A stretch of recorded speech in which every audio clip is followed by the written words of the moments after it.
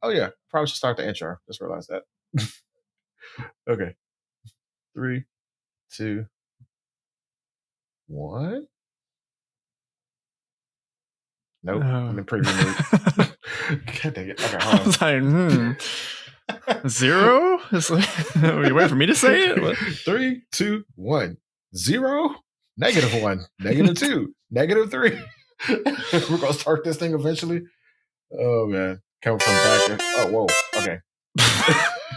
Coming back from break. Oh man, we rusty. All right, let's get it for real this time.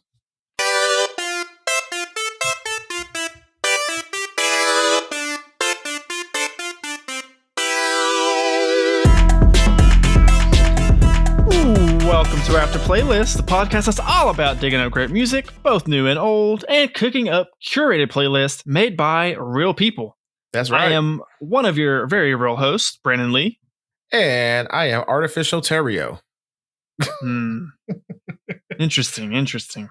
As you guys know, we love music and talking about it. And today's episode has us revisiting a theme from the early days of our podcast. We're finally going to be diving back into songs with great storytelling part 2.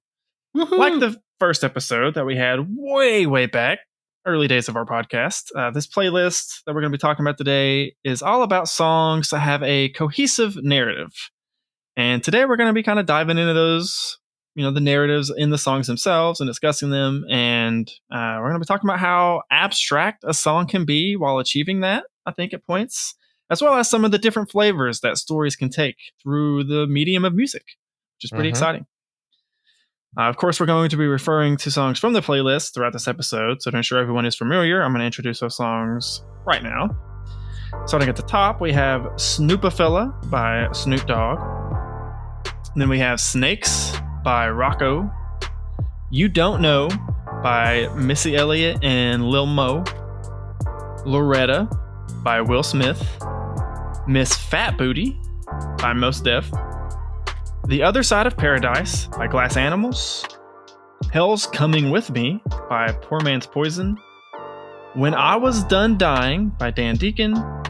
Saved by the Bell, Infidelity, Georgia by Roy C. And finally, The Mariner's Revenge Song by the Decemberists. So if you haven't already listened to the songs that I just outlined and that we're about to spend an hour or more discussing, we do have direct links to those music playlists in the descriptions, aka the show notes, so you should definitely go check those out right now or after or before. Go listen to the songs. They're good songs is what I'm trying to tell you. Exactly. Get your listening on, because we about the full on spoiler, which brings me to our disclaimers. So before we dive into the episode, we have our usual After Playlist disclaimers. Y'all know the rigmarole by now. Number 1, we respect everyone's opinion, regardless of how wrong and awful it may be. Number 2, we respect everyone's story, regardless of how wrong or awful it may be. Number 3, these songs do have a beginning, middle, and end. So make sure you grab yourself a comfy spot on your couch or on the floor or your little nook. Grab yourself some herbal tea and crank those headphones up. Oh yeah. Make sure you understand and follow along with these stories. And lastly, we're talking about just the music and the story, not the artist's real life, personal, or cancelable issues. So we're just talking about the story that was being told in the song in particular. Is paramount, because there's definitely some artists on this list that have been getting some flack in the news lately, but we're not here to talk about that. We're here to talk about the stories being told in their songs, and that's it. So absolutely remember that. And lastly, but definitely not least, if you're enjoying the podcast, be sure to give us a like and subscribe to the podcast. You can do that on Apple Podcasts, Spotify, YouTube, or wherever it is that you get your podcast. We are pretty much everywhere that you can listen to podcasts. That is, of course, the easiest way to share and support the show, and we greatly appreciate it. Yep. So, without further ado, man, let's dive into these stories, buddy. Where do you want to start? I don't even know. I mean, I have my biases towards my picks, but I have my biases towards my picks too, so it's okay. Yeah. So, but also have some biases towards your picks as well. So let's get into one right out the gate as I get tongue tied. Let's talk about Miss Fat Booty. Let's go ahead and get Miss Big Booty out the way. Mos Def. The currently known as Yasin Bey, but back in the day went by Mos Def. This one was kind of hard to parse initially because I'm familiar with the song from back in the day. So I was familiar with it, but that was back then. I wasn't really aggressively listening to lyrics back then. But now, listen to the lyrics in the song or whatever. So basically, he's basically talking about this chick that's basically, I want to say, not necessarily a succubus, but like just kind of seductress, kind of doing her thing, and then succubus-esque, somewhat accurate. I feel like. Yeah. Because like she just moved on and did her thing. So she did her thing, put her thing on him, and then when he was trying to connect, she was already gone. Yeah, basically, so. I mean, it's a somewhat realistic. I guess for some people, it could be a realistic story about someone falling in love and y'all have a great thing going, and as soon as it comes time to like start discussing, like, okay, I'm really feeling you, I'm really feeling this relationship. Like, I want to commit, and go to the next level. And then the other person is just not feeling that, and they're just like, deuces.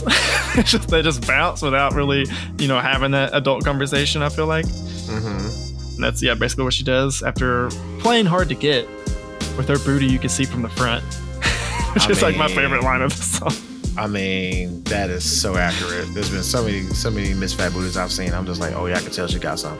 But there's also been some that's false advertised where they just you think it's up from the front, and then you go to the back. It's like, oh wow. You just wide, but I digress on the booty. I don't know. Just like to me, this song was kind of like, well, I mean, it wasn't really like.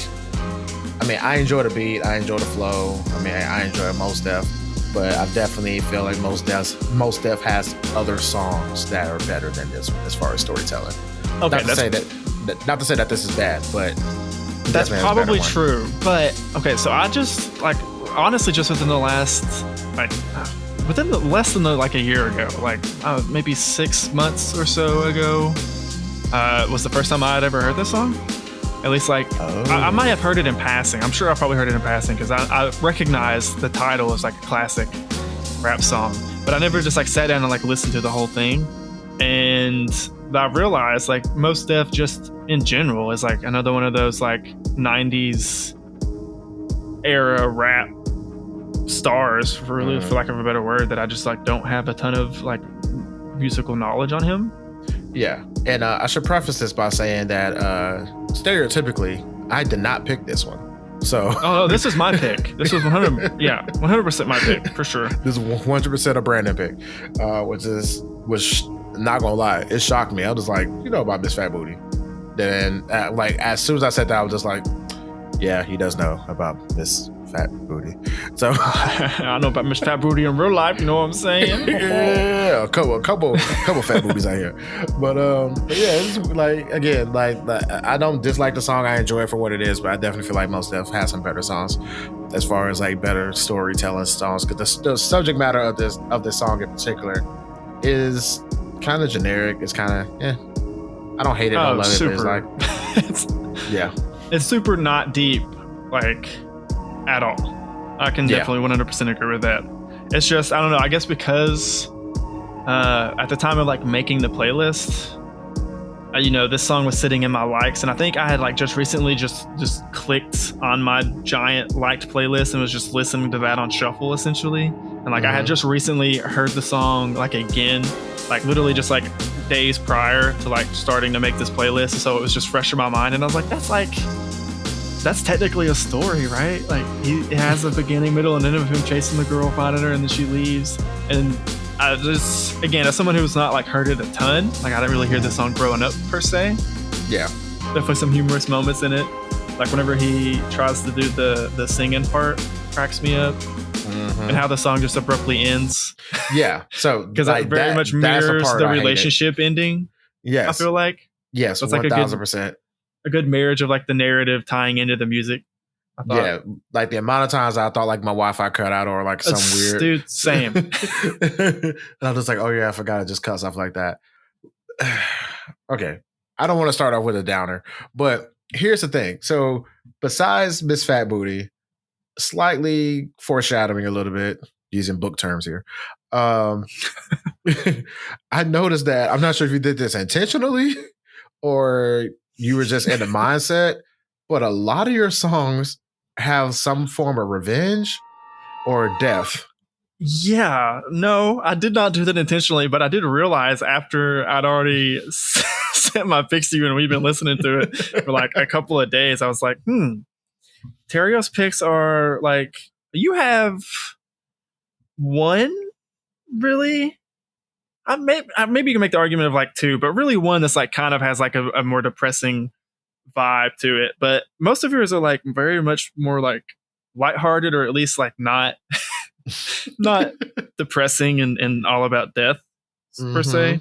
But yeah, mine definitely had, I don't know, man. I was thinking about this a lot, actually. I'm glad you brought this up. It seems like, I don't know, like a lot of stories like in books and then TV and stories in general, like revenge is like a very driving like narrative, like motivation. Yeah, so I guess that just makes sense for that to like also carry over into like music songs that are trying to tell a story. Like that's a good, like you don't really have to explain, like you don't have to go super into depth to set up someone wanting to get revenge. Like that's something that a lot of people can just like inherently understand in a lot of ways because of how prevalent it is in stories of all mediums. Yeah. I mean, it's something that's tried and true, and something that's going to last until the end of time, because there's always going to be somebody or something that wants to get to where that other person is, and they will do it by any means necessary. But I just, out of your picks, I noticed that theme throughout.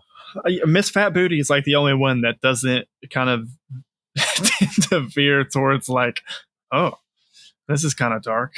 Yeah, exactly. Well, I don't know. One of them is much more abstract than that, but still has to do with death, very much so. So, okay. Whereas yours are more lighthearted, I feel like, in general.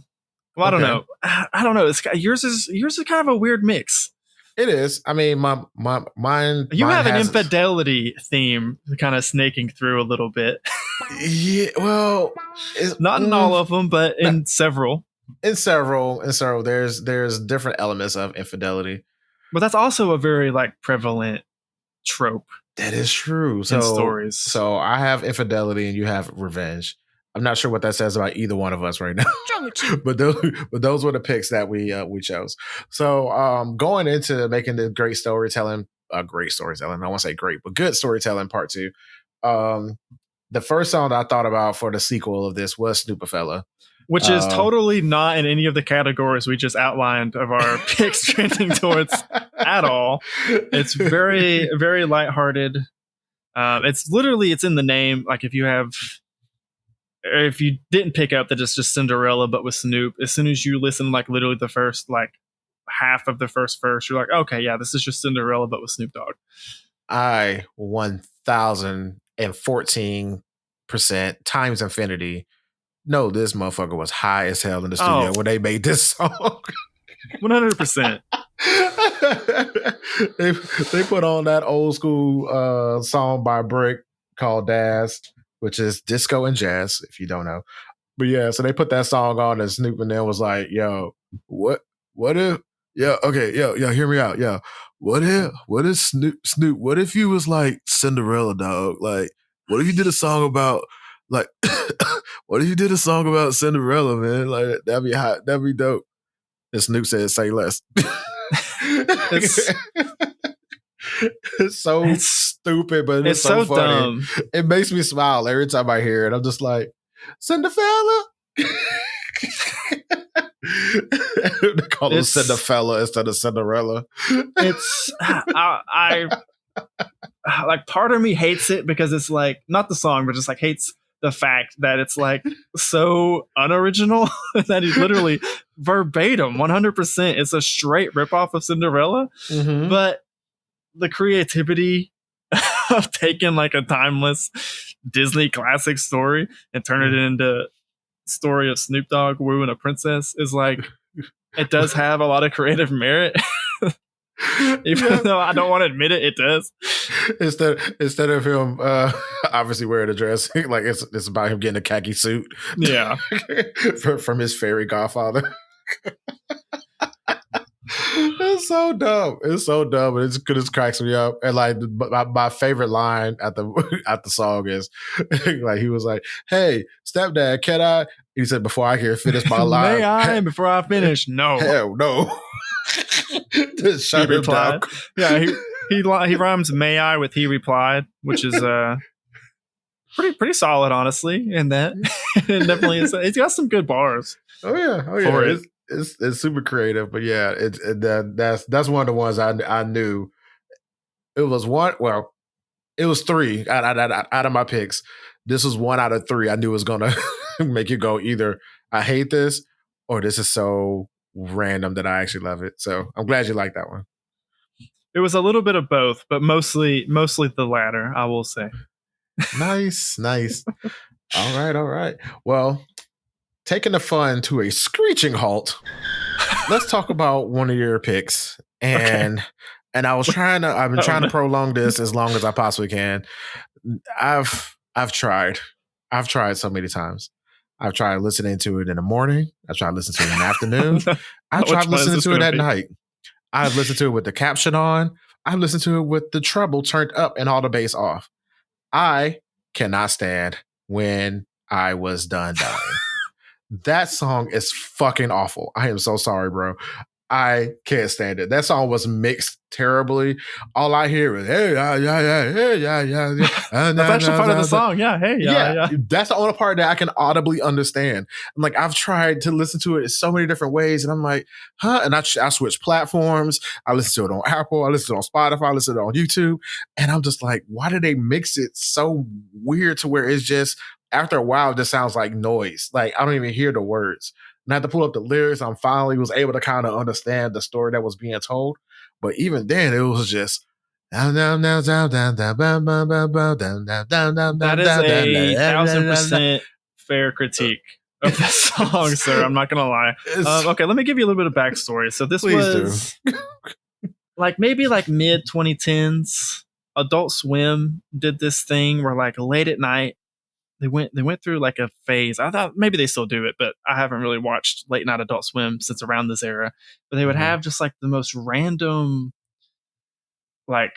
songs and 5 to 10 minute long videos that would play that would just be really not a connected, cohesive story at all. Ironically, talking about this, and I'm pretty sure their intent was for stoners or people who were drinking and then they passed out with the channel on and then they woke up in the middle of the night to just the most random, confusing stuff playing. I'm kind of kicking myself now, but there's a video to this that had kind of it's an animated video that kind of walks through the story as well and visually shows everything that happens. But yeah, this is a song from that era that Adult Swim randomly played that, I don't know, one of my friends at the time when I was in college thought it was great, showed it to me. And it randomly, I don't have no earthly idea why, but it randomly just a few weeks before we were making this playlist popped back up on my recommended for YouTube, and I was like, why does that sound familiar? I was clicked on it and I was listening to it and I was like, oh, this freaking weird abstract reincarnation but weird. It's just it's a weird story of it starts when I was done dying, literally my conscience regained, and it's just he goes on this weird spiritual non-physical journey where he's melting and turning into a shirt and being swallowed and talking to mouths and the mouths stack up to the moon and then he melts into the ocean and then the earth flicks him into space, and it's just it's very weird. And I'm pretty sure again it was meant just for someone who woke up and was watching the animated video for it on TV and they're all drunk or stoned or on something out of their minds and they're just what is happening? I mean, that song, listening to that song felt like I was going through a trip, and that was. Well, then I think they nailed what they were going for. yeah, definitely. They definitely succeeded in that, but good God, I was too sober trying to make this song make sense. And I was getting frustrated because I was like, it doesn't. I can't follow what is happening. And then even while having the lyrics in front of me and I'm trying to follow along, I'll get lost. it's so much going on that I'll just get distracted, and then it just becomes gibberish, and I can't pick up where I left off. Like if you lose where you are following those lyrics, it just turns into just goobly goop, and then the layering was just like, I don't know. It was the part, like, it was a part in particular in the song that really just annoys me, was I think going into like the second verse or whatever, where it's like he's talking about being reincarnated as like a baby or something, but then like he pitches it up higher. So it's like these layered deep voice and that high pitched thing going on underneath. It's like, it was piercing my ears. It was driving me. I didn't get that at all, but it was weird. It was so, because it was just like it was like somebody talking in falsetto while he was talking at the same time, and it was just, I don't know, it was like nails on a chalkboard. Like I couldn't get into this one. So this one, normally I can find a silver lining in this one, but this one I can guarantee you I would never listen to this song again after this episode. I almost want to pause right now and just torture you to make you listen to it again, but actually watch the video. But I think I'm not going to do it to you, because it sounds like you really did enjoy it. I mean, I didn't enjoy it, but I mean, I've tortured you as well. So if you want to, I'm down.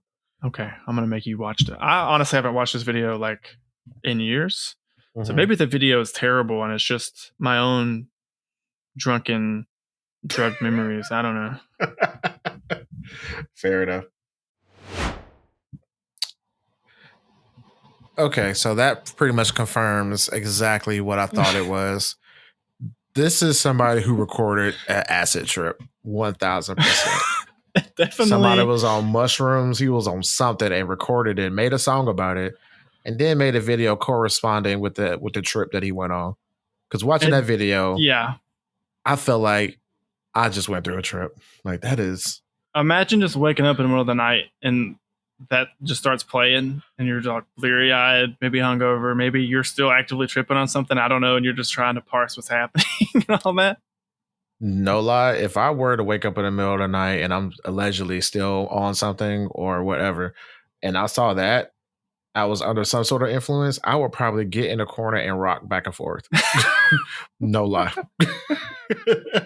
Until I sobered up. Because that, not only is the song horrible, the visuals don't help. I mean, it helps. I give it A+ for creativity for sure, but it doesn't help the experience of calming me down. No, it helps in the sense of, I feel like the story. Well, kind of sort of that, but more so I was going to say in the effect they were aiming to achieve, again, because I feel like this is kind of a mild example, but like another good example is like There's Too Many Cooks.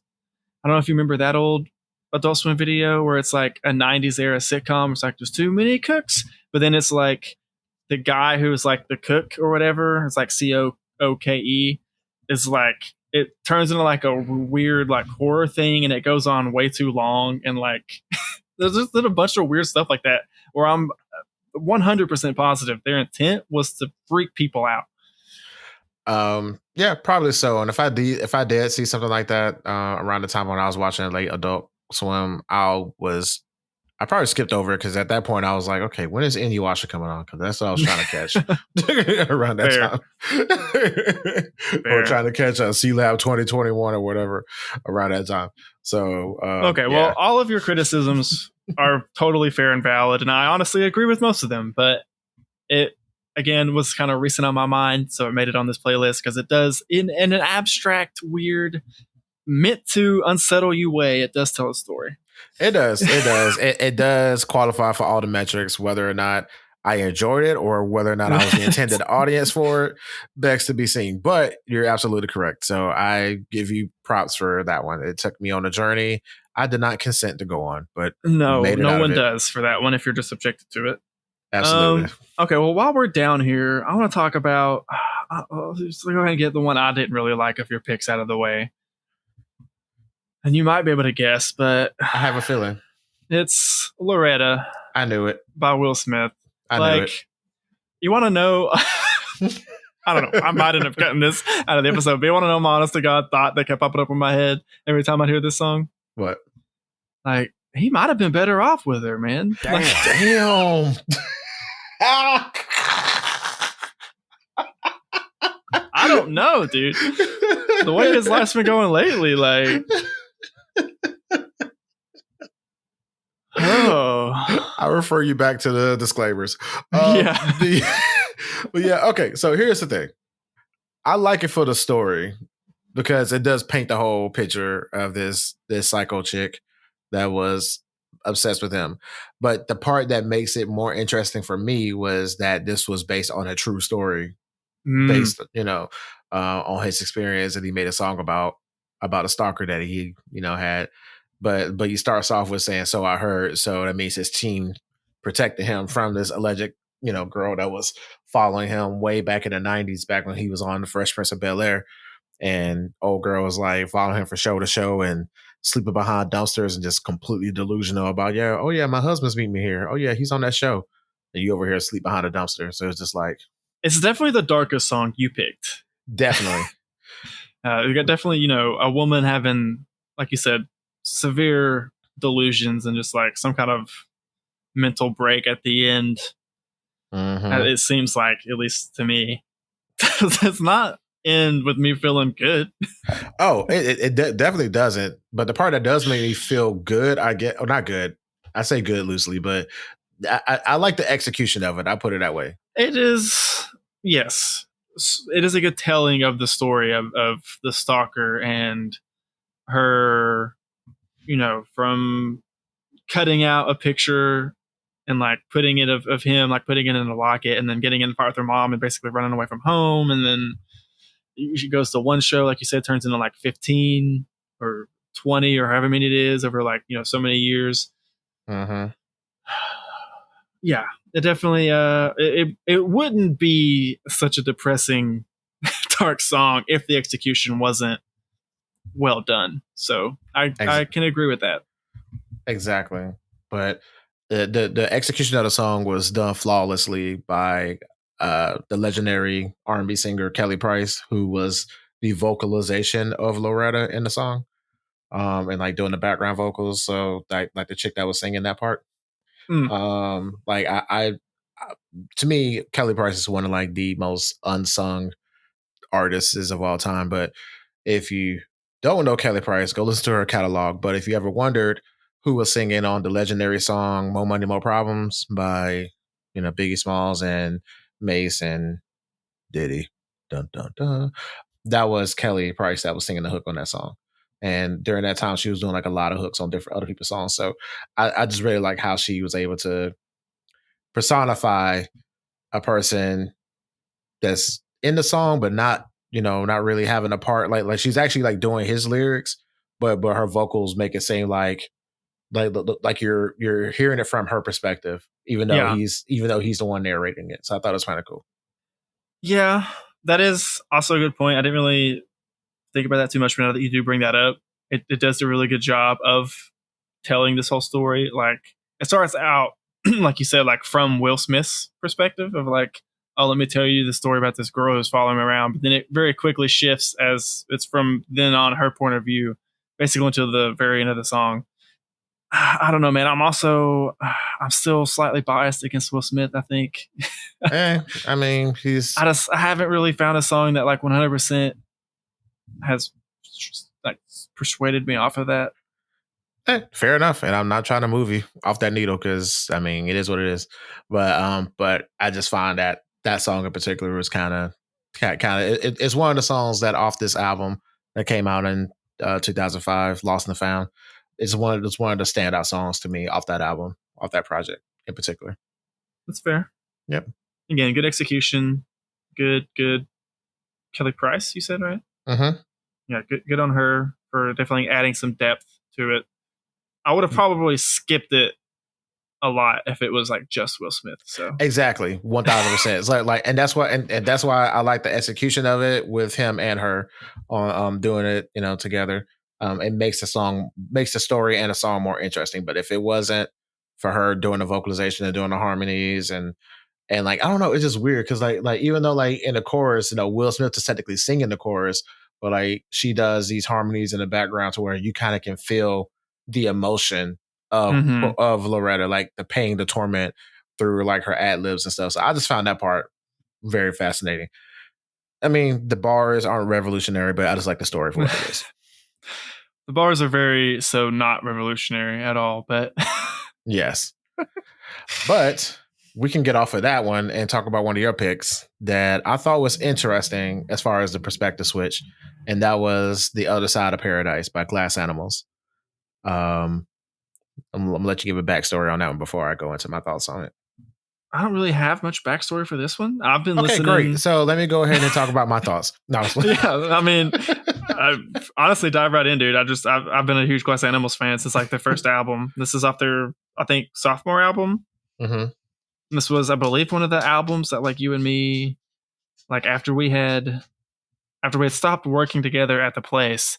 I think this is one of the first albums that like we were kind of texting each other back and forth and like sharing like what our favorite songs from the album was. Mm-hmm. I seem to remember it was like one of the first pieces of music that like kind of kept that bond alive. Oh yeah. In addition to being like just a phenomenal album from beginning to end. Yes. There's not a song on the album I don't like. This is just a great story of a lady, her lover or husband or boyfriend, I assume boyfriend or something, going out to the, chasing his dreams of being a big rock star and leaving her and his family behind. Yeah. And her breaking at that. Yeah. Which is one of those things where it really made me think, honestly, because it's like one of those things where I guess I can't say for everybody, but I will paint a broad stroke here. I will say a lot of people here in America, we all have that dream of, grandeur, of being the next big thing and following your dreams and pull yourself up by your bootstraps, et cetera, et cetera. But this song made me really think about the flip side of that. Thus the title. So I'm just like, okay, you're sitting here like, okay, I'm gonna grind, I'm gonna work hard for my dreams, I'm gonna follow my goals.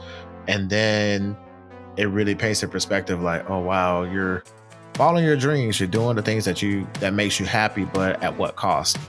And whether or not that cost is your responsibility or not. That's the other thing that made me think about it while listening to the song. It's like, yeah.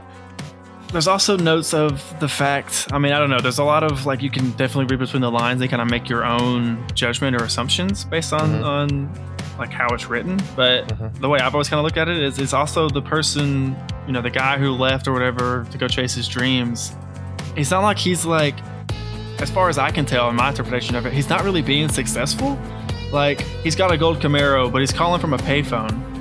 So like, he probably blew all of the little money he had to appear fancy. Later on in the song, it's like, she's gone, but I'm still here, I'm still trying, or whatever. It's like the girl from the first verse that's wearing Versace has left them. There's another line somewhere that it's escaping me at the moment, but there's a few lines that if you kind of, I guess, choose to interpret it that way, he's out there chasing his dreams. Oh, it's the chasing the pappy pipe dream line, where it's like kind of just calling into question, like, this is just a pipe dream of yours. Like, you're not really out there like making it big. You're chasing the dream, sure, which is like somewhat admirable, I guess, but you're not making it. Which like adds another layer too of like, you left everything behind and you're not even like really being successful. But that's the thing though. That's like that's what puts into question for me is like, okay, but is that his responsibility? And also at what point do you give up on the dream? Because you may not be making it now, but you don't know when you're gonna make it. So it's not like okay, I'm gonna follow my dreams and then like the next day your dream has been fulfilled. Like, you got to go through the trenches and go through the ups and downs. So it's like, at what point is the breaking point? Because everybody who has tried to do anything has failed thousands of times along the way. True. So do you criticize them for failing, or do you criticize them for finally making it, or taking it too long to make it? It's like there's so many different questions and so many gray areas in this. And then it's like, okay, yeah, you got to be supportive, but at what point do you like, okay, you follow your dreams, but your dreams are hurting me, so I'm going to not support you as much or not at all. But I don't think it gives people the right to shit on somebody for trying to follow their dream, regardless if they make it or not. Because I mean, no. But there is an expiration limit for sure. So also, he has a new baby. Potentially. Accidents happen. There's one line that I kind of go back and forth on. It's very early, but it's like right at the end of the I guess first verse. It's like in my head, the first verse and second verse kind of like blend together. I don't know if that's all one big verse or not, but there's like kind of a musical break. But it's 6 kids stuck in a bed set to sun-swept poolside riches. I go back and forth on, is the 6 kids, is that like what he grew up in? So he's like escaping his, like, is that calling it like him being in poverty? Or is that he has 6 kids with this lady that's talking in the song and he's abandoning his somewhat large family to go chase his dreams? Because depending on how you choose to interpret that, I kind of give him a little bit more slack or not so much slack, right? I mean, depending on which way you look at it, either way, I got to get the hell up out of there. So I don't understand. Well, as you and me that don't have kids, we might have a little bit of a biased look in that. You got 6 kids? Hell yeah. I'm about to go get some cigarettes. I might be back. I don't even smoke. There's also, again, just like the bullet that's talked about at the end. Is that like a literal bullet? Or is that like a metaphorical bullet of like her like ending the relationship finally and like feeling numb from like it ending? Or is that like her literally she is killing herself or killing him potentially? There's so many different ways. That's what I love about this one in particular. It's like the abstract nature of it. It does have a very clear cut, basic bones of a story of guy leaves, girl tries her best to support him for some length of time, and then eventually kind of goes crazy from basically just being cut off and abandoned, so to speak. But there's so much you can read in between the lines on like what actually happens along the way and at the end, that this is a song that like constantly pops up in my head because of that. Oh yeah, absolutely. And it's definitely one of those songs where it even questions the validity of your dreams, because there are some dreams that you pursue, but then when you actually get close to it or even accomplish it, is nowhere near the dream that you romanticize it to be. So at what point do you renege on that dream, or do you continue to stay in it, or do you adjust that dream for that? Because just like, like how he kind of was like, pursuing the dream, but then it was like a pipe dream. He's like not really doing the things that he said he was going to do, but that may be what's happening when fulfilling that dream, if that makes sense. Like, I guess like the best way I can equate it to is how people romanticize going to Hollywood, and then they go to Hollywood and they realize how filthy and disgusting it is, and what a cutthroat business it is. So it's like one of those things. Like same thing with the music industry. Like everybody wants to be the next big thing, but then you realize, oh shit, there's a lot of work, and there's a lot of things a lot of work, a lot of luck, a lot of things that you may or may not feel comfortable doing, but you may have to do to get ahead or so forth. So I mean, it's just there's a lot of compromises along the way. So that's why this particular song and it makes you really think about the other side of paradise. It's like, like paradise is great, but there's always a yin and a yang. Just like how, everybody wants a utopia, but then like a utopia at what cost? Yeah. And then just to me, the bow that wraps all of that together, everything we just talked about the song together, is again, how reliable is this narrator? Because we're just getting one point of view. That's a huge chunk of this that really makes me think like, we need the first side of paradise to really determine what's going on here. Exactly. It's definitely one of those songs that I just, every time I hear it, I feel like I have like a slightly different perspective on like what's happening and what happened in the song. Exactly. So I love that about it. Yep.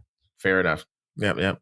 Lots of layers to that. And to me, that's what makes a good story, when there's a lot of layers to it. I don't want something necessarily spoon fed to me all the time. Sometimes it's okay to have something spoon fed to you, but sometimes I like the thinkers, the ones that make you ponder after the song is ended. So much so that like you have to end up like replaying it back. Like for that one in particular, like I will go back and play back and like kind of like, okay, did I mishear this lyric or this pronoun? And then I'm like, okay, like it makes me really want to dive deep into it and dissect it a little bit more. Did you remember this song? Because you at first, whenever I made you didn't remember this song at all? Nope. Before this playlist? Nope, I surely didn't. You only remember Cane Sugar from that album, don't you? Yes, it was so hard. But yeah, I mean, to be fair, like there's a lot of Glass Animals, and we've been listening to a lot of music. To be fair, that is fair. Yeah, but that one didn't stick to me because I have a connection to Glass Animals through you, but I don't have as strong of a connection as you do to them. And that was also at the time of this coming out. It was before I had forced you to listen to lyrics and understand the words in the songs. So you were probably like, "Nah, the beat's okay." Oh yeah. I love the beat. The beat's phenomenal. I love it. It's simple, but it's enough for this kind of story. It's very driving for the story being told, I feel like. Yes. Mm-hmm. Love it. Okay, well, I want to talk about a song that you picked that is all about backstabbing, sir. And you should be looking over your shoulder. I'm gonna talk about Snakes by Rocko. Yeah, yes, sir. I would love to hear your thoughts on this one. This one was pretty good. This is definitely one of the ones that like kind of stuck with me in a different way than like the other side of Paradise did, because it's not so much like super layered, abstract, read between the lines, as much as it's just like bam in your face, like, oh, Kim, you thought Jenny or Janie was your friend? Guess again. It's just like, and that repeats in every verse with a different story, and it just like really drives the point home of like, man, do you really know who your friends are? Looking at you, Terrio. Oh, no, I mean, if that's my real name, no. But yeah, I mean, this song in particular, number one, Rocko, the production. Listen to this track, you know. Oh, and literally, I haven't heard that in a long time. Listen to these tracks, bitch. It's just like as soon as I heard that the first time listening to it, I was like, okay, I'm strapped in now. Let's go. Let's go. Just immediately, I was ready for it. For me, it was the sample that smiling faces. I was like, how you slow it and pitch it down, but still make it go? I'm like, that's like talent right there. So the production, obviously, I'm biased towards productions. So that won me over immediately. Within 2.3 seconds of the song playing, I was like in love. And then listening to the lyrics of the song, even before I was heavy into the lyrics, this is one of the songs that like the lyrics, the way Rocko delivers the bars in this is so clear and decisive, and it's easy not to follow. Clever wordplay trying to like trick you and make you like, oh, is this what he meant? No, he's telling you straight up. Yeah. And that, for the nature of the song, is exactly what it needs to be, I feel like. Yeah, exactly. It feels like a direct cautionary tale. It's like, look, I'm going to tell you 3 stories about how people got fucked over by people. Because at the end of the day, people gonna people. Yeah. And I just love, like, again, how clear and easy to follow these lyrics are, unlike Dan Deacon. But yeah, shots fired. But yeah, I love the different tales of the different situations and the fact that some people will hold a grudge. My favorite is the second verse with the 2 ladies, because it literally goes back to whenever they were 10. Yeah. And Kim got a boyfriend and Jenny is it Jenny? It's Jenny, right? Jenny, Jenny didn't. And now, you know, she helps babysit. Literally, dude, that is like so cold, man. You help babysit the kids. You're like literally a part of the family. You're basically a sister. And then you purposefully seduce her man to where she walks into you sitting on butt naked on her counter with him. It's just like, damn, man, that's, I mean, all 3 stories are like cold, but just, I don't know. Something about that, just holding on to the grudge for that long. It's just like brutal. It's freaking cutthroat, man. Like, really is. Those stories, a tale as old as time. That's all I can say. And the funny thing about the 3 scenarios that crack me up the most about it is like, yeah, these people got fucked over by other external circumstances, but they weren't necessarily doing good things to begin with. so that was the thing that cracked me up a little bit. Well, Kim is the most innocent, I feel like. Yeah, well, because like, Kim was. Mike gets caught by the FBI, and then the other dudes, they're in the first verse. It sounds like they're, if I'm not misreading right, they're doing something. They're selling drugs. They're doing something illegal, right? Yeah. The first verse is about a dude that's being a snitch for the FBI situation. Right. So basically, it's like, okay, they call him in to question him, but like they really want his friend. So he's basically like being an informant or whatever, and end up fucking over his homie to free himself in the process. Yeah. The situation in the middle with Kim and Jenny or whatever.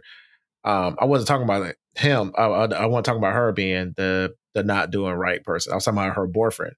Like, oh, that's true. Because Rocko glosses over. He was like, "Well, man, a man gonna be a man." I was like, "Yeah, but if you got your chick there and you got this other girl pushing up on you, and you got 2 kids with the again, I assume you're in the same house with them. What's up with that?" I understand the temptation, but you know, we got to have more restraint than that as men to where. Yeah. But then again, Miss Fat Booty showed up and then things happened too. So who knows? Janet got that. Ooh wee. Yep. Apparently she do. Since she held that grudge since she was 10 years old. Maybe she worked on. It could have been a long time. It's not super clear how long she like kind of seeded the infidelity with the dude. But yeah, but that's either wild. way. But then the last verse is one of that cracked me up because, dude, again, another person doing drugs or whatever and fell in love with some ooey that got him hooked, and then come to find out that this person is actually working for the FBI, the FBI, and was setting you up, and all because she put that ooey on him and did it like a pro, and he just he got too trusting. So it was like at the end of the day, according to Rocko, you can't trust nobody. You can't trust your friends. You can't trust your friends' friends. You can't trust your girl's friend. Because either way, everybody's out to come get you, allegedly. Which, so, definitely, if you're doing illegal things where the FBI can't even be looking at you to bust you, you probably should have a little bit of paranoia. I feel yeah, I mean, fair enough. I mean, if you're doing, what's the old expression? What's done in the dark will come in the light eventually. Yeah. So it's just one of those things where it's kind of like, okay, well, I mean, you're doing stuff you ain't got no business doing. Somebody gonna find out one way or the other, whether you like it or not. Speaking of finding out things, this could go for any of the remaining picks. What you just said could apply to, in a sense. I feel like I want to talk about one of your picks. This one I liked because of the fake out in the beginning. Let's talk about "Hell's Coming With Me" by Poor Man's Poison. So it starts off kind of like smooth, kind of somber little story, and then it just it gets right into it. That's why I liked it too. Honestly, the first time I ever heard it, which I just found this group somewhat recently, Poor Man's Poison. Okay. Other of their songs will probably definitely feature on future playlists, so keep a look out because I've been listening to a lot of them recently. Nice. Never heard of them prior to this, so this is a new one for me. And this, we're switching from adultery and relationship stuff to right back into revenge. So this whole song right here is wild. It's what I like about this one is it's a revenge song, but it's like very in the storytelling itself is very economical. That's the word I want to use. I feel like it doesn't give a ton of extraneous information. It just literally, the drifter dude is in the beginning of the song is banned from the town. Mm-hmm. Next verse is setting up why the town is bad. Town has a secret that they keep like a slave, which is such an evocative line. Yeah. And like really brings out like, okay, I don't like these people. Mm-hmm. And they got a black magic preacher. They're stealing money from the poor. They're doing all these crazy things. Like it doesn't dive deep into exactly what all they're doing, but it kind of lets you imagine just with the word choice they use of like, okay, these are just not good. This is not a good town. Yeah. And then the third verse is him coming back and he's, they don't recognize him because I guess it's been some time. First there's fire, then there's smoke, then the preacher's hanging by the rope, and then it ends with him saying, "I'm the righteous man of God, I'm the devil you forgot." Yep. The hell's coming with me. Like, He's like, I told y'all I was coming back. Y'all didn't believe me. Yeah, I am. He fulfilled the promise of like the very opening of the song where he said, "I'm gonna come back and hell's coming with me," and then he did it.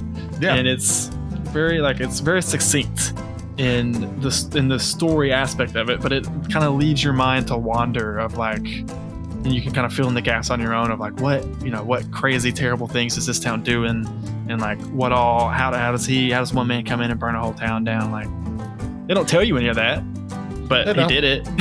They tell you he did it. That's it.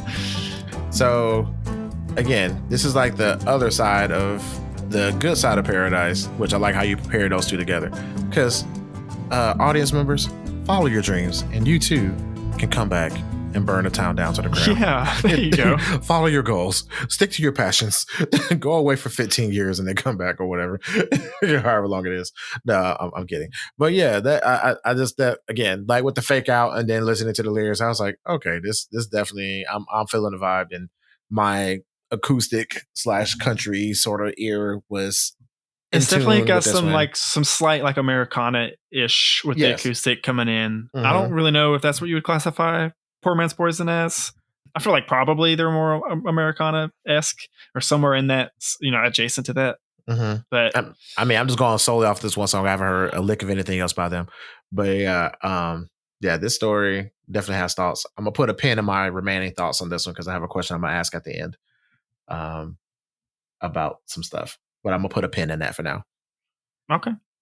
Well, I really don't have any more else to talk about the song. I just, again, like you, my favorite thing was the fake out musical aspect of it at the beginning. Because the first time I was hearing it, I was like, what is this, like, kind of slow, ominous? And then it just totally goes into na na na na na na. It's just like, it's good. Okay. Get you. Well, speaking of fake outs, let's talk about You Don't Know by Missy Elliott and Lil Mo. This is my...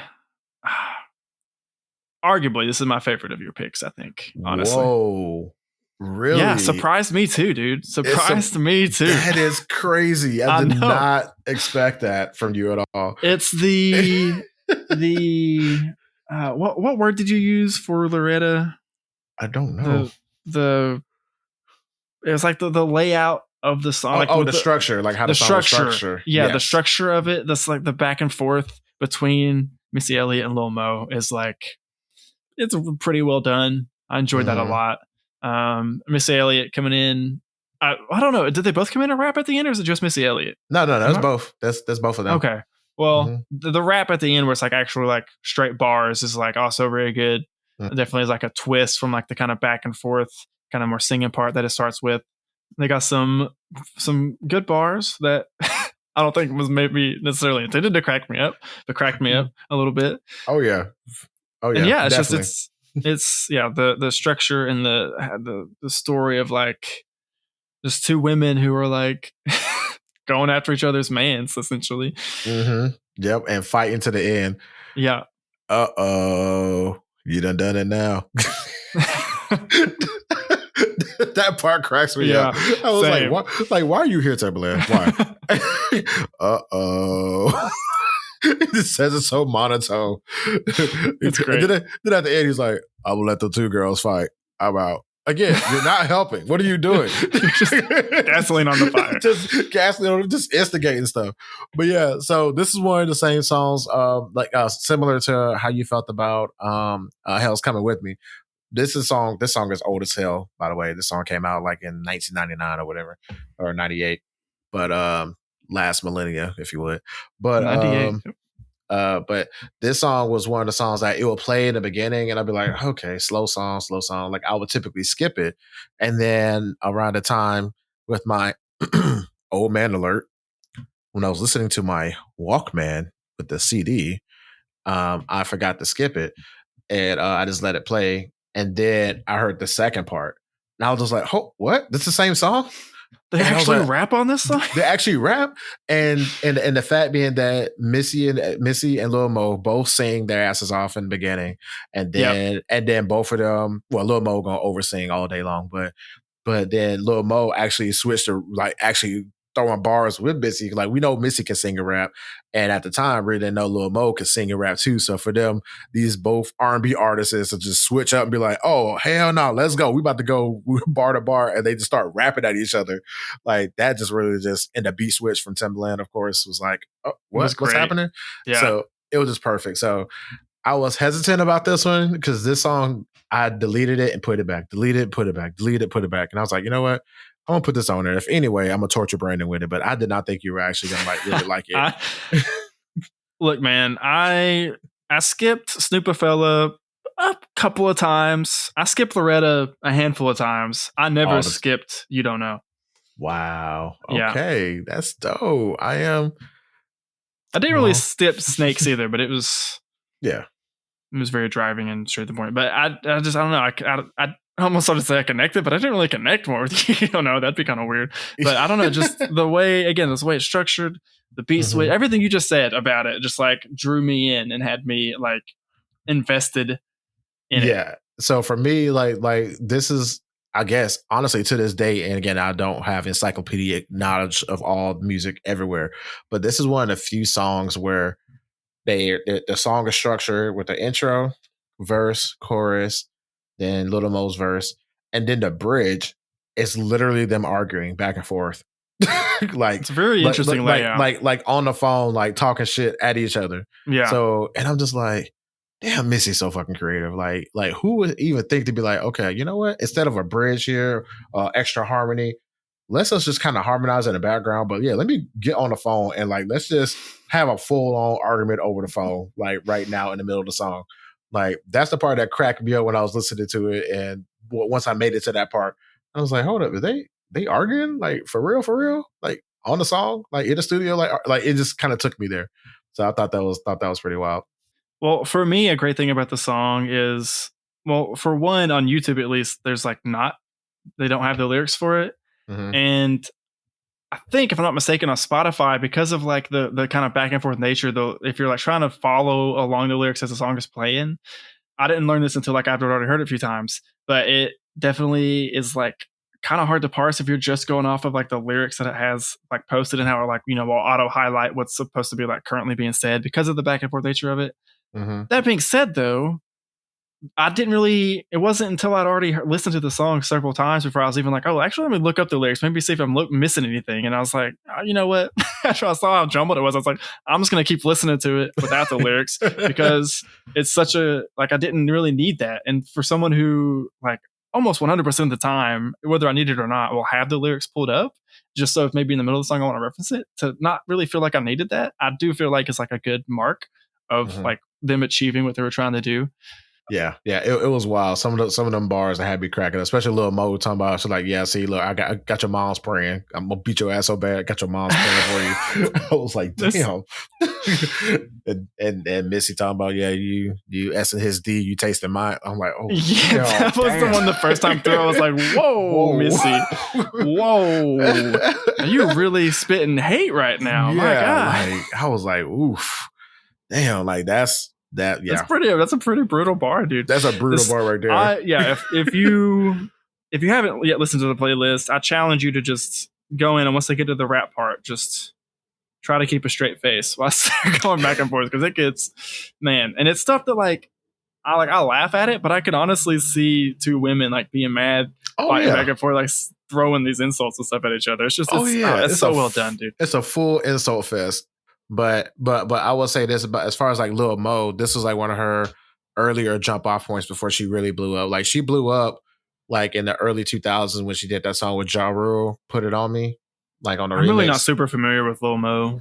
Yeah, I really remember her. So Lil Mo was like the female Nate Dogg, meaning that like she was always on everybody's hooks, and then like her solo stuff really didn't take off as much, but like she was always on a hook.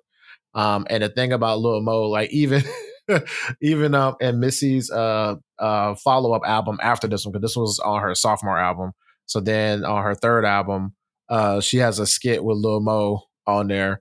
And like she's roasted Lil Mo for over singing because she sings so much. Like she's like, imagine if Young Jeezy was an R&B singer. Like where there's like ad libs on top of ad libs and everything. So then like Missy's like making fun of her. She's like, "Damn girl, like you singing like the church is trying to get some more choir robes or something. Like what you doing?" She started making fun of her. So it was so funny. But yeah, like Missy within the industry as a whole, there's like very, very few people that dislike Missy as a person. Like everybody loves her as far as like her sisterhood with the other female MCs as well as the guys respect her as well. I mean, she's earned it. Absolutely. And, like 10 times over. Yeah, definitely that for sure. Okay, so the last two songs on this playlist, and we put them at the end for this reason. They're also the longest songs, both over 8 minutes. Mm-hmm. My pick's almost 9 minutes, to be fair. Which is funny because like it was completely accidental. Yeah, we both randomly was like, we're gonna throw a long song in there just because, and then. Yeah, I think you mentioned it to me. It's like, oh, just so a heads up, one of my songs is long. And I was like, one of my songs is long, and you were like, okay, bet. I don't feel so bad now. Yeah, which is wild. So that just goes to show that great minds think alike. But yeah, which one do you want to talk about first? You want to tackle yours or mine first? I'm cool either way because I enjoyed both of these immensely, and I want to talk. I've been waiting to talk about both of them. I really do. I've been waiting on both of these. Okay, you know what? I don't know. I'm so conflicted. I don't know. I feel okay. I don't know. I'm so conflicted because like I'm like both of these are great to end on, but I just don't know Okay, well, let's end on a lighthearted note, and let's tackle mine first. Because mine is much darker, I feel like. Unless you want to go opposite of that, the face you're making. What the face I'm making is that as far as like darker or whatever, is I put an asterisk next to it, because of the execution of the song. Okay, all right then. So we'll do yours first, and then we'll do mine, and then we'll end it with a question that I have. Okay, so let's talk about my final pick, the Mariner's Revenge song, which I randomly stumbled across sometime in the last few months. I'd heard of the Decemberists, but I've never really actually listened to them. And I just happened to see, because YouTube has been doing this thing where it just will recommend me random songs based on what I've very recently been listening to. And I saw this and I was like, Mariner's Revenge song. Was that like a wailing, like one of those like pirate chant type things that was popular on TikTok like a couple of years back or whatever? That's what I was kind of thought it was going into it. And then I click on it and it's like almost 9-minute song, and I'm like, all right, I think I was like driving somewhere at the time, and I was like, I got time to kill. Let's rock and listen to it. And it was just like, it's a very kind of slow but gripping tale of revenge. Yes. So, which is again listening to that song and then going back to Hell's Coming With Me. That's why I was just like, there's a lot of revenge picks going on. So. Yeah. Brandon, I'm scared. I feel fine. I harbor no ill will towards anyone at this point in my life. No one that doesn't deserve it. No, I'm joking. The podcaster's revenge song. So this one, I didn't know what to expect going into it. I will say that this was definitely one of the whitest songs I've ever heard. But that's so valid. 100%. That is so valid. So yes. And so the structure of the song was fascinating. Even though the song was long, there were moments where it did feel a little bit long in the tooth, but it brought you back in. There is a minute-long just musical breakdown in the middle, which definitely adds some unnecessary length. You could argue. I mean, this, depends on, might be a problem for some, but, some people.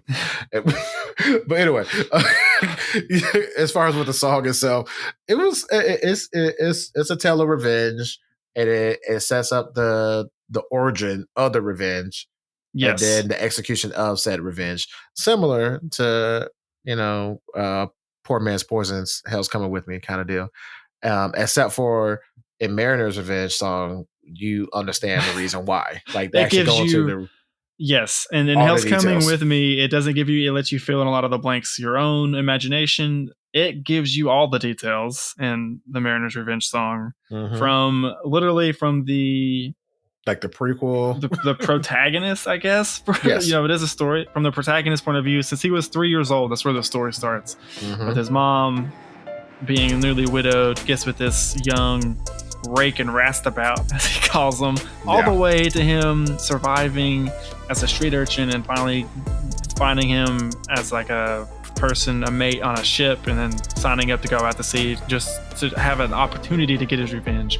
But then the irony of it is, to me, the big irony of the song is they're both alive at the end, but they're both gonna die. They're both already eaten. I mean, they didn't get chewed up, but they're both in the belly of the whale. So like his revenge has literally consumed him so much. So like, yeah, he's gonna get his chance to like personally enact his revenge, it seems like. Okay, so but he's not coming out of it. I mean, that's true, but okay, so I thought at that point with the whale part, like he was like, okay, I don't know how I survived. I was able to slip between the tooth, but I thought they got out of the whale. No, because it starts in the song, at the very beginning of the song, whenever before he's like, let me tell you how our histories interweave, it says, the ribs are ceiling beams, its guts are carpeting. They're literally still in the belly of the whale. Okay, I didn't catch that until this very moment. Interesting. Yeah. Okay. So it's really, I mean, it's a revenge story, but it's also like a warning of like what dedicating your whole life to revenge. Like it leads to your own end. Yeah, like you might lose everything in this pursuit of that, which I thought was kind of on the nose as a theme to have. It's definitely been done over and over again, but the execution was very, very well done. Yeah, yeah. I love the instrumentation throughout this. It felt very lively, like literally live.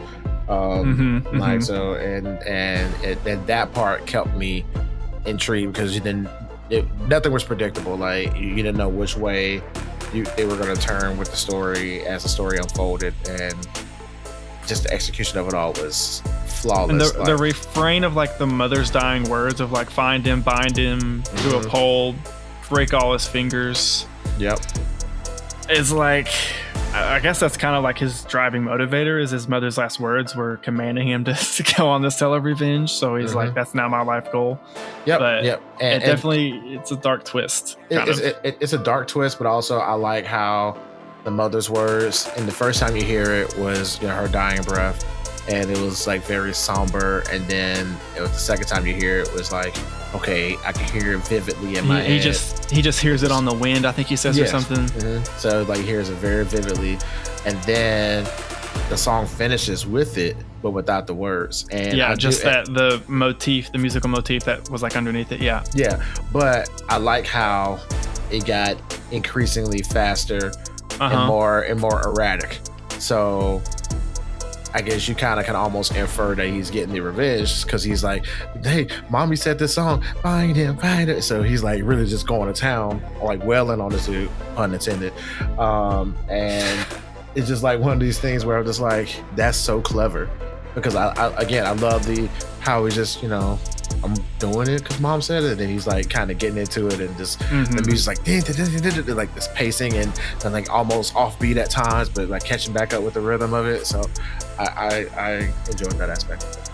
And again, back to the mom's dying words or whatever, they have a female singer that sings that part of this, whenever that part is in the song. If it's a female singer come in just to sing specifically that part, yes, which definitely, like, I don't know, it really like spotlights it to me a little bit, having that. Yeah. And the way it's sung is like, again, very, very haunting, and like that female singer did a great job of like, making you like feel like a dying lady is like, with her last breath, she's not saying I love you, son, I hope you have a good life. She's saying find and ruin this man. And it's just like, It's very dark and brutal, but very vivid. Which is weird. So in the context of it all, in that context, yes, very dark, but the execution of the song was very whimsical, almost musical like. It's I could be wrong, but it sounds like it's an accordion or something that they're using in this, maybe. I mean, in like parts of it, but not throughout. But I don't know. Just like the instrumentation is like, I feel like adds a little bit to that, because it's not super dark instrumentation necessarily. It definitely, and like it takes me back to like, you really think of like the Pinocchio time, whatever time period that was, where the fiddles and all that old European stuff or whatever. Pinocchio time. That's all you got to say. I think that is such a vivid picture. Honestly, you kind of nailed it right out the gate. Yeah, perfect. So, speaking of nailing things out of the gate, let's talk about perfect segue there. Yes, let's talk about Saved by the Bell. In parentheses, Infidelity, Georgia by Roy C. So, man, this is because it literally starts with him just finding this lady, and she just immediately is like, "Oh, you're Roy C. You're coming back to my place. We're about to throw down." They do, and she laid me down. Seemed like I was there for 1,000 times. Yeah, man. So this goes back to my Southern roots and my family history of having blues songs played at inappropriate times, and me being too young to understand what these songs are about, because I wasn't paying attention to the lyrics and such back then, as a young man. But as I've gotten older, like I vaguely remember hearing this song at some point, and then in a recent family visit, somebody ended up bringing this song back up, and with the power of technology, was able to Shazam it and figure out who the hell this song was, because I remember parts of it. But I could not remember for the life of me who sang the song. I thought it was Marvin Seas. I thought it was somebody else entirely. I could not figure out who the heck it was. If I had heard this as a kid, I can almost guarantee you I'd remember the ending. Oh, that's the part I remembered, but I couldn't remember how the song started off. Again, it's hilarious, first of all, in typical Terrio fashion, but it's very evocative, man. Yes, I will really love your thoughts. Please. He does a great job painting the picture of this dude walking in and being like, "Oh, this is the bell, huh?" And he blows up a newspaper and whacks the bell. That's not a bell. It's the dude's balls hanging out. It's the only thing he was not able to hide. Okay, so before we get into this part, I gotta share this little funny story, brief story, because I was playing this playlist at work, and I was kind of trying to gauge other people's responses, and so this song came on, and the guy I was working with at the time, he wasn't really like a talkative kind of person, but like every now and then, he'll speak up, we'll chat about some stuff, but for the most part, he's like a reserved dude. And so this song's come on, and he's like listening to it. And there's one part in the song that I never paid that much attention to, but he called it out, and he was legit furious. It was the part where the husband comes home and knocks on the door. He's like, "Why the fuck you knocking on the door at your own house?" So it was one of those things where I never thought I'm about mad it. At that. See? So it was like so shit like I heard a knock on the door. Fool, that's my husband. And he was when I skipped the beat, he was like, "Why are you knocking on the door at your own house?" So I'm thinking my interpretation of it to try to justify like he heard a knock, like a sound, but not actually knocking on the door, because that would be wild. I would never knock on my own door in my own house. You kidding me? I mean, only if my hands were full and someone was inside to like come open it for me. But then, that's a stretch. Exactly. His hands were not full in the story. Exactly. But your explanation kind of makes sense. Like if he's like, stepping heavy with like boots on, that can make like a knock knock sound if he's walking on wood or something, I guess. But the part that it was like, "Fool, you better hide. Where can I hide in one room?" So I'm just thinking to myself logistically. So you couldn't hide in the closet, you couldn't hide under the bed. The closet was too full. The bed was too low to the ground. Yeah. So he decided, okay, I'm just gonna jump over the door ledge. So I'm just thinking to myself, number one, me and Gravity do not get along. First and foremost, that was the thought I had. Is this guy's very acrobatic. Yes, to do it. But I mean, we all seen Jackie Chan in those movies back in the day, so it can be done. So touche. But just the fact, he said, "I jumped over the door ledge to be that acrobatic and that agile to jump across the door ledge and tuck everything in besides your balls." Also, I had a hard part. This is one thing I kind of had a hard part visualizing. Was like, what kind of door ledge is this where that's the only part that's still visible? Well, so like so sure, maybe at first, but as soon as the dude actually looks up, I was like, how does he not see the rest of them? Like, okay. Can you fill me in on this and explain it to me? No, I can't. I have not been across a door ledge with my balls hanging out. So no, I don't have any experience in this. Don't lie to me, Terry. Tell me how it works. No, I have no experience. So what you need to do is make sure you jump up at a 45-degree angle and then but no, I have no idea. And like even then, I was just like, okay, this is a one room situation. Clearly, there's plot holes in this story, but even then, I'm just like, I guess. I don't know. Maybe he's high up and his balls are just really long. I don't know. The only thing I can think of is this like a super recessed door that has like a thick top layer frame that you could like actually like get up and like lay on. It's the only thing I can think of that made sense to me. I also feel like you said it's not. I don't think we're meant to think about it as hard as we are in this moment. Exactly. Because it's also like it's very much like it starts for the first 70%, I'll say, of the song. It's very much just like a kind of a slow paced, just bluesy soul song of just like slightly repetitive. This guy being a cheater. One thing that makes me kind of upset just in real life is he is there for like 6 hours? Yeah, I think he's there for 2 hours. Calls his wife at 2, calls her at 4, calls her at 6. In the span of 6 hours and 3 phone calls, his wife decides to leave him.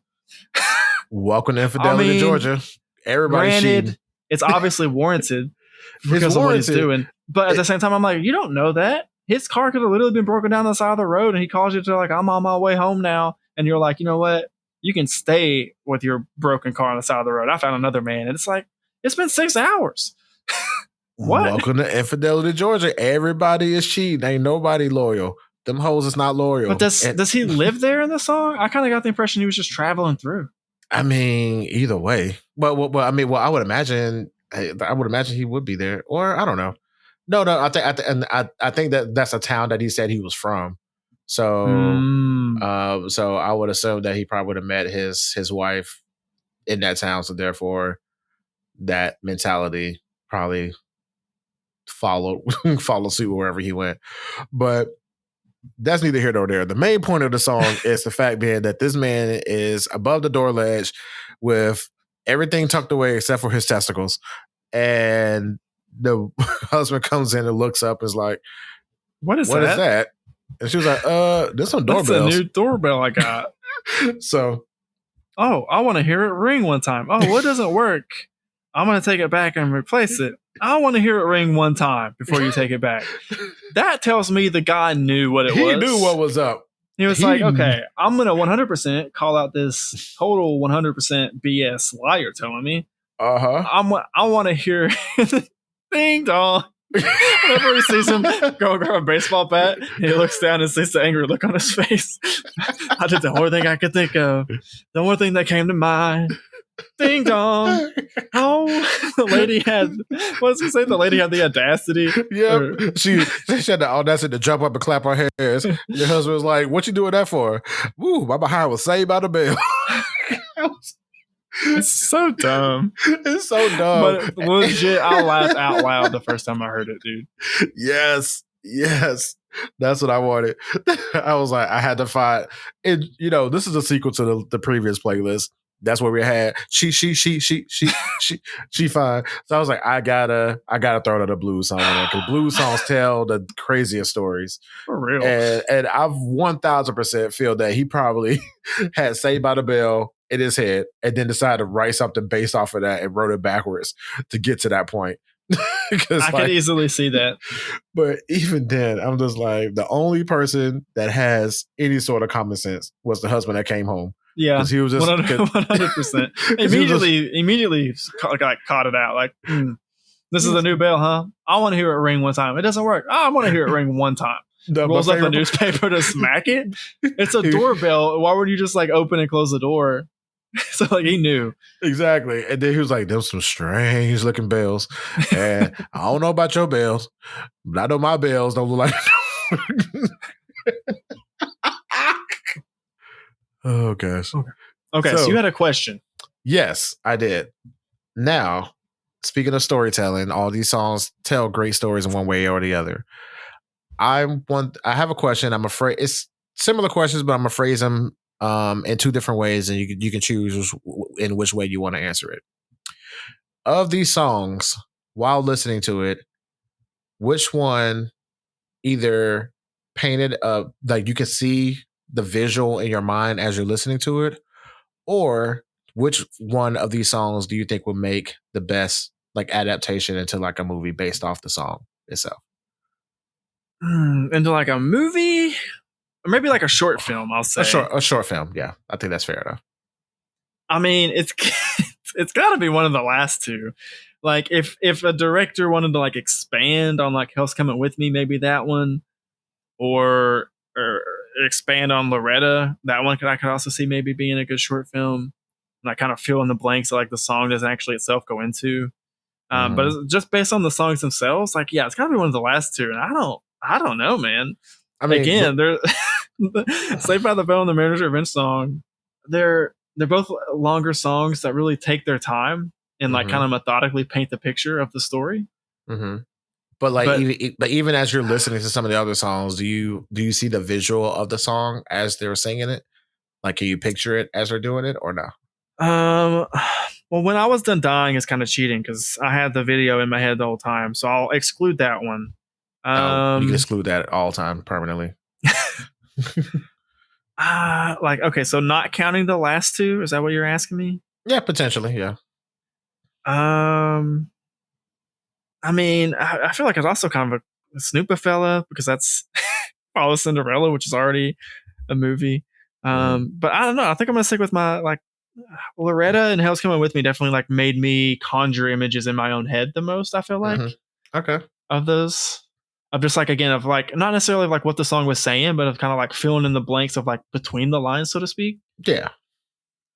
Interesting. What about you? What do you have? Okay, so definitely my top pick would be the Mariner's Revenge song, because I can like that song itself. It's very vivid. Well, it's very vivid, and the way it's put together and the structure of it, it definitely feels like it could be a significant part of a musical of some sort. It makes it. I don't know if this is just me, but every time I listen to it, for some reason, I kind of always imagined it as like a graphic novel. Like I could see it being like a graphic novel with like, because you have like the images of like what's happening, so you don't need like a lot of words, right? And it would just be like the words of like the song for like each page or whatever. Interesting. That's how I kind of envisioned it a lot of times as I was listening to it. Every time I listen to it, I automatically thought of a stage play. Like I can see that too. That's also very valid. It automatically, like, just from each individual part of that song, even from the mother sing, and then like even like that whole that the instrumental breakdown, like that's the part of them sailing out to sea. And like every time I'm listening to that, well, I don't know if it is, but in my interpretation of the song is like, he finally gets on the boat, and then it kind of does this dun, dun, dun, like this kind of wavy, it's pirate kind of sounding song. And I'm just like, okay, I just picture like a whole stage play and people moving around props, and you see like a boat on the stage and all of that. So definitely for that song, because the way the lyrics are super vivid. Saved by the Bell, just the visual of somebody over a door ledge with their balls hanging out, like that's going to continue to scar me for the rest of my life. But the other one I could think of is like even I don't know if Rocko has a music video for Snakes, but just because each part is him narrating a scene, I kind of can see that happening. So I did that throughout for a lot of the songs, excluding Dan Deacon, because I don't like you. But it's just for the rest of for everything else, I was very visual, like mentally visual while listening to these songs. It just, I'm paying attention to the songs, paying attention to the lyrics, and I can see all of it. And I feel like that's a big part of like telling a story is like using words to make the other person imagine what is happening, right? Of course, to make it a story, like we said at the beginning, it needs a beginning, middle, and end, and have like a somewhat, sometimes looser, sometimes not so loose narrative through line. But I feel like that's definitely a mark of it for sure. Is like having the person who's experiencing, especially in like this medium, for you to be able to visualize what the story. Because what's the point if you can't visualize like what they're telling you? Yeah. Right. Yeah. It's like reading a book and us being like just reading words, but there's not making any, any picture, any impression in your head. Like exactly. So yeah, that's what I was curious about. I mean, I definitely agree with you that if I had to pick, including the last two, the Mariner's Revenge song would probably be my pick. But I don't know, some of the other ones definitely, I mean, like you said, I kind of did the same thing throughout, where I tried to visualize everything they were saying in pretty much every song. Yep. But I was surprised that after a couple listens that Mariner's Revenge, that's definitely part of my rotation now. I really I was scared you were gonna hate it just because it's so kind of like out of left field for what we normally listen to. It was it was for me too, and I've also I had been listening to it just sporadically, just for my own pleasure before we made this, like a good number of times. So, and of course, I've been spamming myself with it like in the last little bit for getting ready for this episode. So, yeah. I definitely love it. Like I said, it's definitely brings out my white side, but I don't care. There's nothing wrong with that. And I think the whole album. So I was kind of like reading a little bit about it, like whenever I first found it. Apparently, like I don't know if every single song, but apparently several songs from that album, Picaresque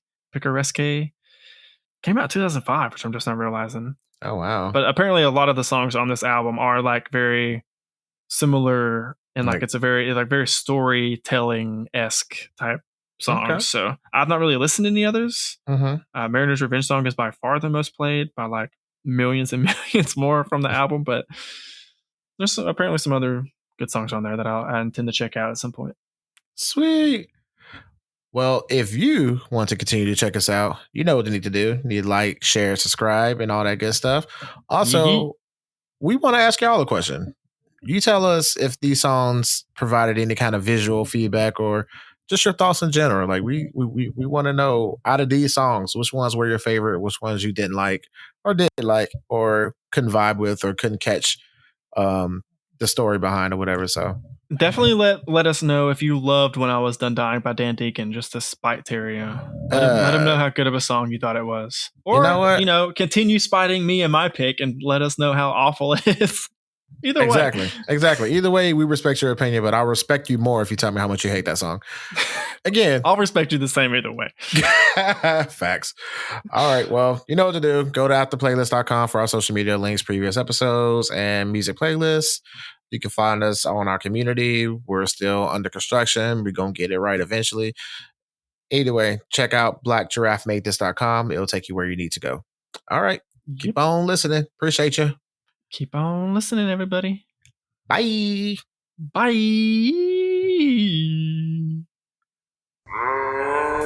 Black Giraffe made this. You done it now. Uh-oh. It's so dope.